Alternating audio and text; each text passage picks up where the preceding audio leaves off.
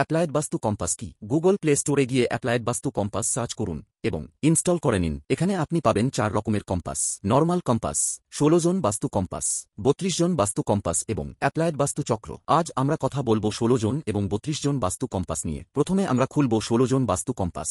স্ক্রিনের নিচে বাদিকে দেখবেন আপনার লঙ্গিটিউড আর ল্যাটিটিউড, যা আপনার এক্স্যাক্ট লোকেশন দেখায়। ডান দিকে থাকবে ম্যাগনেটিক ফিল্ড, যা বলবে আপনার ঘর পৃথিবীর ম্যাগনেটিক ফিল্ডের সঙ্গে কিভাবে সংযুক্ত। এবার উপরের বাদিকের আইকনে ক্লিক করুন। এতে আপনার লোকেশন অনুযায়ী কম্পাস চালু হবে এবং স্ক্রিনে একটি চক্র আসবে। তারপর উপরের ডান দিকের ক্যামেরা আইকন টিপে আপনার ফোনের ব্যাক ক্যামেরা চালু করুন। আপনি এখন আপনার ফ্লোর প্ল্যান সরাসরি দেখতে পাবেন।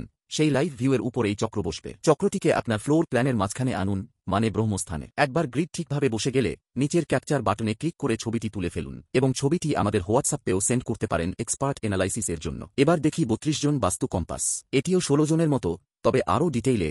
এটি আপনাকে সাহায্য করবে সুপ্রবেশদ্বার খুঁজে বের করতে। আবার ক্যামেরা আইকন দিয়ে চক্র বসান প্ল্যানে। চক্রটি রাখুন সেন্টারে, ব্রহ্মস্থান যেন ঠিকঠাক থাকে। 16 কিংবা 32 জন বাস্তু কম্পাস দিয়ে আপনি আপনার ফ্লোর প্ল্যানের ছবি তুলে আমাদের হোয়াটসঅ্যাপে পাঠাতে পারেন এক্সপার্ট অ্যানালাইসিস এর জন্য। তাহলে আর দেরি কেন? এখনই অ্যাপ্লায়েড বাস্তু কম্পাস ডাউনলোড করুন, আপনার ফ্লোর প্ল্যানের ছবি তুলুন এবং হোয়াটসঅ্যাপে আমাদের পাঠান।